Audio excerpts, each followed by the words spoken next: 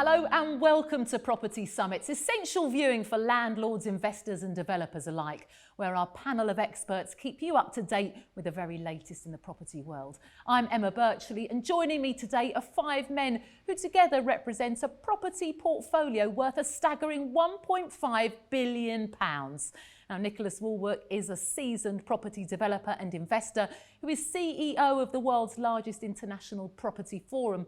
Also with me is Richard Bush, founder of the crowdfunding platform Crowdlords, which gives more people the chance to invest in property. Here too is Tony Gimple, who knows all there is to know about the private rental sector and is a leading advisor when it comes to tax planning. And finally in the studio with me is John Howard, a real expert when it comes to property, having bought and sold more than 3,500 houses, apartments and developments in the UK. And of course, we mustn't forget property entrepreneur Paul Mahoney, joining us all the way from Australia, founder of Nova Financial Group, which provides property investment advice with a particular focus on buy-to-let. It's lovely to be here with you all today. So we are going to focus on alternative sources of funding. Now, Richard, you know about this. Crowdlords is your business. Tell me, what does it mean? Essentially what we're talking about is anything where we're raising money from a source that is not the banks. So when you're doing property development or whether you're buying buy-to-let property, you need cash. And typically a proportion of that cash will come in as debt, and traditionally that debt has come from the bank. Since about 2010, there have been alternative ways of raising money. Property developers and landlords have always borrowed from friends and family or issued their own loan notes to raise debt directly. But now there are platforms like ours that will enable you to raise money from everyday people, whether it's debt or whether it's equity, so that you can do your development or do your buy-to-let. But there's such a range that not everything is right for everybody. So it's worth us discussing the pros and cons of going direct or using a platform or borrowing from mum and dad, because there are benefits and disbenefits from each way of doing it. So do you have to be brave to go for something different, something that's a bit new maybe? Well, if you're borrowing money, essentially, you don't really care. Assuming the terms are the same, I'd happily borrow, well, maybe not John, but I'll happily borrow from Nick. Interest rate will be too high, obviously. I think if you're borrowing money, it's not so much you need to be careful, but I think it's important to understand what money you're borrowing, what security you're giving, and how much you're paying for that debt, because it can vary significantly, as I'm sure we'll talk about. So obviously a lot of people, when they're first getting into having their home, first rung of the ladder, you might borrow a deposit from mum and dad. That's the most basic element to understand. What else is there, John? Oh, crikey. I mean, this all goes back really 30, 40 years ago. There was only the main clearing banks, the ones we all know about, who would really, you'd go to borrow money for property. And the most you could probably borrow was 50%. And Richard remembers those days, Tony remembers those days, I'm afraid the other two don't. However, that over the years has all changed, and suddenly there's all these bridging companies. In the old days, you'd only go to a bridging company as a very, very last resort, and there was only 2 or 3 in the country you could go to. Now there's literally hundreds of lending institutions that will lend you money at quite high interest rates, and this is where you've got to be careful. These, in my view, they're not banks, they're bridging companies, and if you're going to borrow from them, make sure you've got a set limit time-wise that you're going to pay it back in. Don't leave it open-ended. They won't let you leave it open-ended anyway. But of course, if you go over the period that you've set yourself, and they've set yourself to repay them, they will charge you a lot more money, interest-wise. But Richard knows far more about that than I ever will. So is it the case that you might go for these alternative sources of funding because you can't get all the money you need from the bank? Is that why you do it? Yeah, it can be used as a top-up to bank lending in many cases, depending on the structure and the setup and the company involved. I think what John's trying to say is that there's a lot of different companies out there now, and they'll lend at different levels of the deal. Whether it's the bank debt at the cheapest level, the next tranche on top of that is sort of mezzanine debt, I guess you'd best describe it. And then you're sort of into equity debt, which is sort of real cash. It might be your deposit, it might be someone else's. and they lend at all different levels in the finance. I mean, it has changed so much, Emma. What do you got to remember? In the old days, you'd borrow 50% from the bank, and then you'd have 50% cash somehow from, my mother was very kind to me early on. She got a good return, as you would expect, from someone with a name called Howard, and so on. But you know, that's all you could do. Now there's so many ways of funding and borrowing money. It's remarkable, really. And you can have different combinations. You have your bank debt, and then you have your mezzanine level, or depending what level you're at in terms of your career, in a way, I suppose. How long have you been doing it? I mean, we still go to a bank, and we would put down 40% cash, and they'd put down 60% loan to value, and that's how we do it. But there's so many other ways of doing it. Aren't there, Richard? I mean, yeah, I mean, as John says, you know, typically in the past, you would have had the cash yourself to put alongside the bank money. And probably up until about 5 years ago, the banks were lending up to 75% of the value. So as long as you had 25%, that was fine. Now, to get a good rate, you might limit what you borrow from the bank down to around 55, 60%. So where are you going to get the other 40% from? You can save it, you can sell other assets, but essentially the more you leverage, the more profit you'll make on your return on your own equity, and the bigger the project you can do if you borrow more. You could do multiple projects if you borrow more, or if you get investment, but you have to pay it back. And so it's a case of working out what's right for each individual project. And in many cases, you can do a joint venture, you know, where you raise all the money from somebody else and you do the work, and they provide the debt and the equity and share in the profit. So there's just an infinite... So they're more passive, and you're the one doing the... You're the one doing the work, and they're providing the finance. And you've brought the deal to them. Yeah. And you know, I've had financial backers all my career. You know, I've done stuff on my own and with partners, but also with financial backers, and there's nothing wrong with that at all. And so I've now come full circle where we are investing in other people's deals and supporting other developers less experienced than ourselves. So really, it's amazing how it's just changed so much. Is this something that you go for, Paul? Do you go for these alternative sources of funding? Something that we've been involved from a business perspective, for a number of years. It led the whole, the alternative lending space. There's many different lenders involved. I think that's something that's worth considering as well. Is it may all seem like one product, but actually lots of different lenders approach it in different ways, and sometimes they don't really deliver on what they promise. I've actually personally had a bad experience with this recently, where a lender promised me they could lend within 14 days. 4 or 5 months passed by, and I still didn't have the money. And the biggest problem was that I was getting the property too cheap. And I said, well, what business are we in? You know, if I'm not buying it too cheap, I'm doing something wrong. So that's something to be aware of. Is, you can't just go with any lender, because some of them promise to be super flexible and great, and don't actually end up being so once it gets to their, lending committee and all that sort of thing. But that's different to what Richard does. And, it's just, I think it's that does add in the value of sort of dealing, especially if you're inexperienced, because bridging has been opened up to inexperienced people. I don't necessarily think that's a good thing. Historically, it's been more for experienced developers that are looking to bridge a gap in money, which is, the whole name that's associated with it. Should you really be going into your first development with, expensive short-term debt? I don't know. That would depend on how successful you are, I suppose. But sometimes that's what can bring people unstuck, is not realizing the cost of that debt. What John mentioned, usually if you go over your initial term, which from what I've seen, most inexperienced developers, it takes them longer and it costs them more money than they first expected.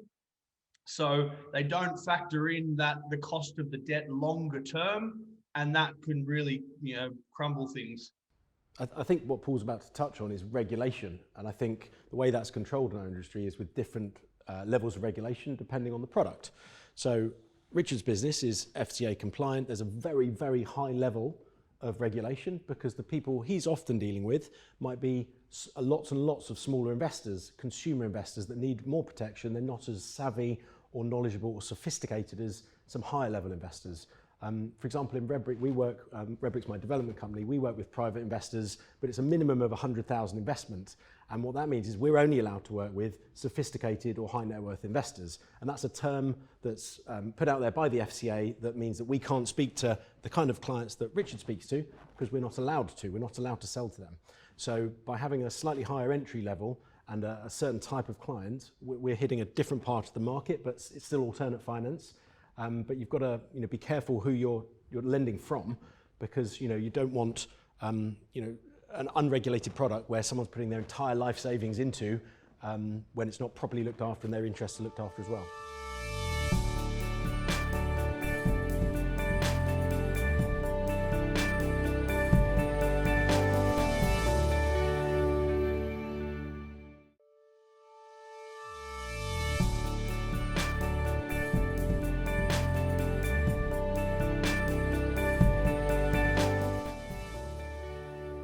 And you've got to be very careful who you borrow from. Being susceptible to the vagaries of somebody else's life, be it not so much on an institutional side, but certainly when it's private individuals, can leave you in the lurch. So you've got to make sure that they've got wills, powers of attorney. You're not suddenly, in bed with their spouse, partner. Where's your exit route? What happens if the deal goes wrong? How are you going to get out? How are they going to get out? So it's really important, to do due diligence on whomever you're lending to, borrowing from, and understanding the exit route. The other big issue is, people think about limited companies, the veil of incorporation. It's really easy to lift these days, and you see a lot of questions on social media, especially for people who have incorporated their business, whether it's an SPV. That the lender is still asking for a personal guarantee. Sure. And they're scratching their head and saying, well, why do I need to give a personal guarantee? Well, if you're first time out, you've never done it before, you've got some real issues. Yeah, Tony, you looked at me when you said you've got some real issues, which does concern me. My only real issue is every time I do a deal, even now, we have to sign a personal guarantee. Yeah. It may only be for the top 20% slice of the loan or something like that, but don't think anybody out there is going to get into property developing, which is a great thing to be in, without having to put yourself on the line, because you're going to have to put yourself on the line. And if you've got a home with a family in it, that house is on the line too. Don't think any different to that. You've got to be super careful that the deal is good enough in the first place. But isn't that good in a way, because it's taking away lots of the risk, and it means that you're in a safer position, doesn't it?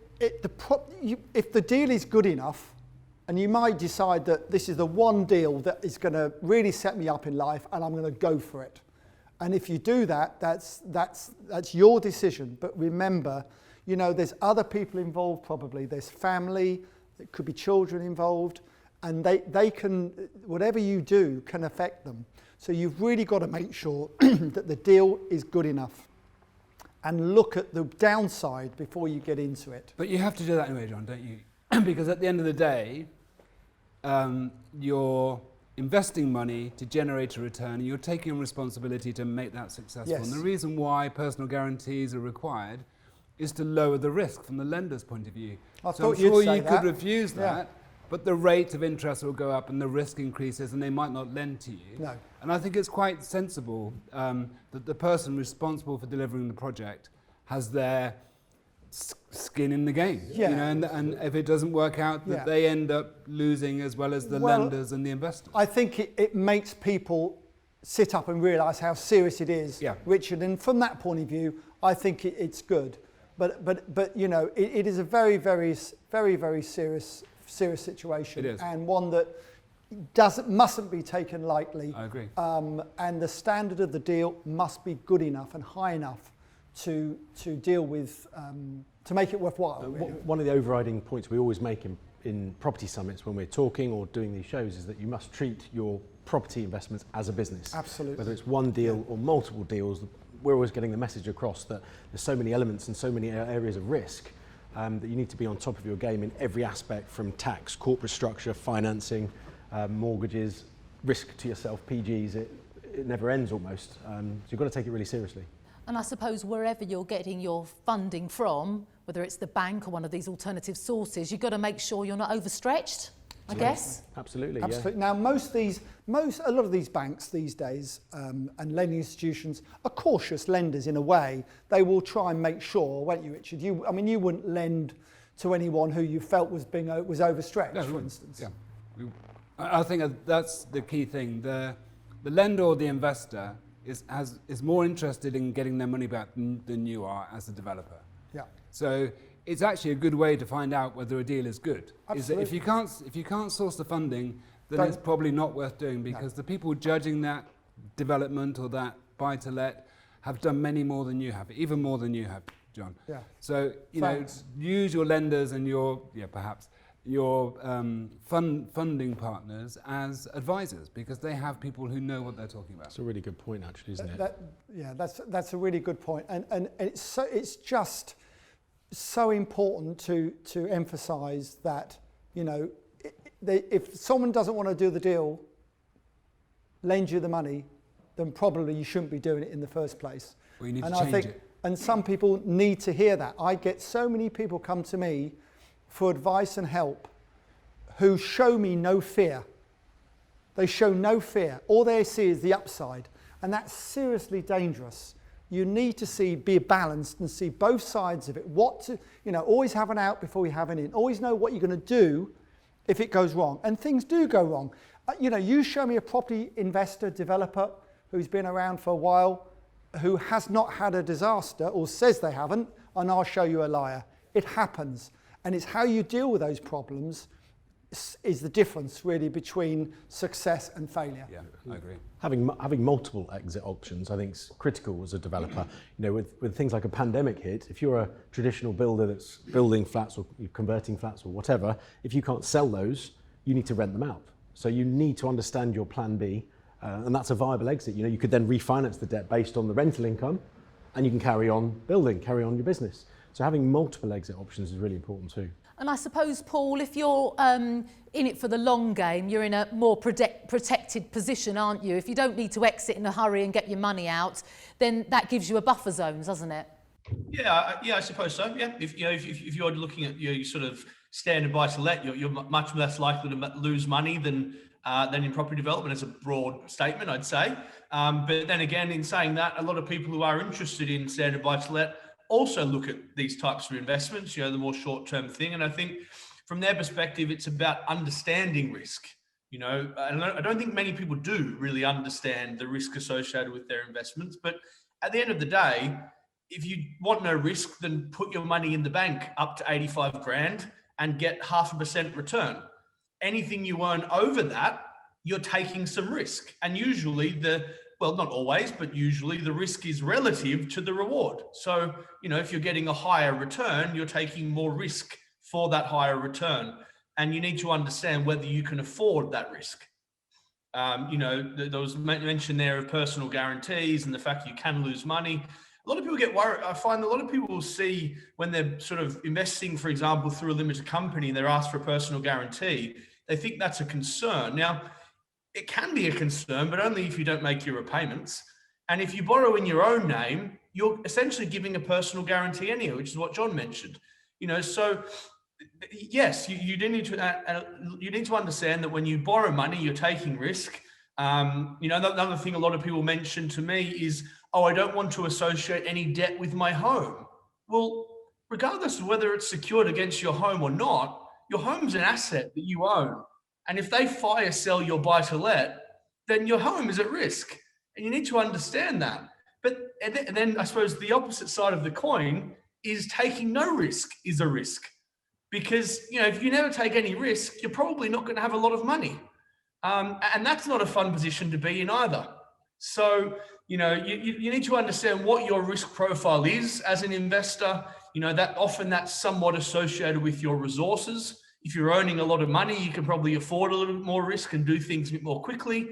If you're not, then maybe you need to be a little bit more stringent and conservative, at least when you're first getting started. I'm a big believer that when people are starting out, they shouldn't be taking huge amounts of risk.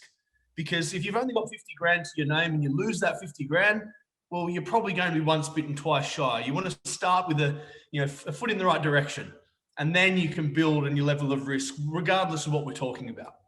Do you think that once the banks and the traditional lenders get back to the same kind of levels as that there were before in terms of, providing funding, that people will need these alternative sources in the same way?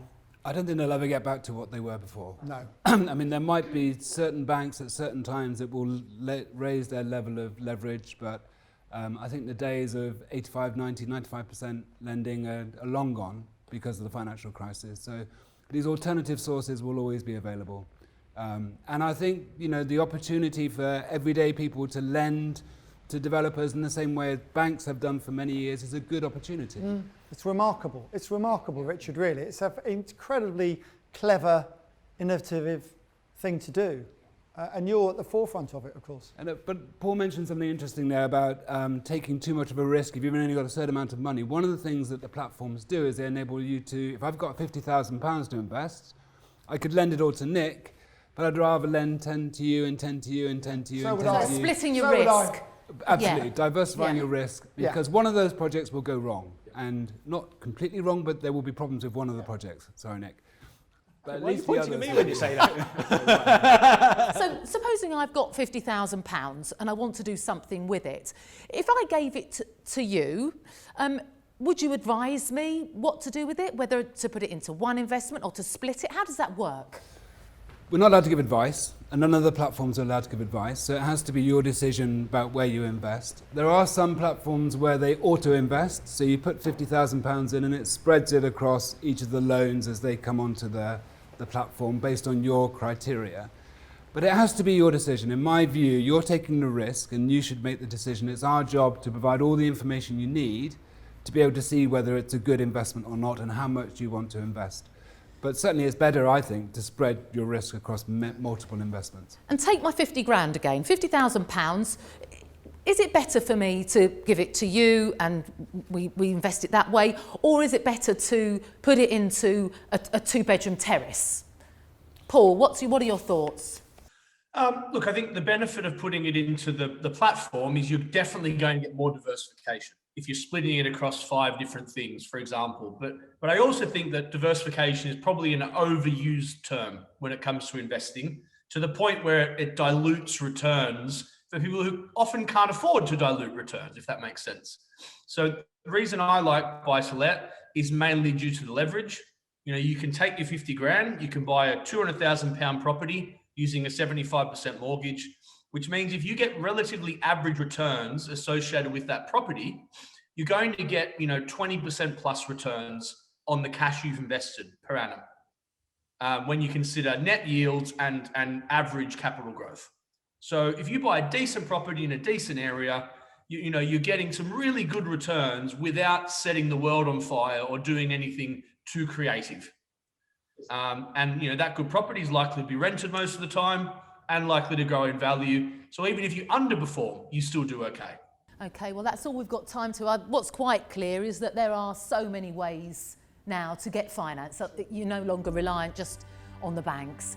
So thank you very much for your expertise, gentlemen, as always. But that's all we've got time for now. Bye-bye.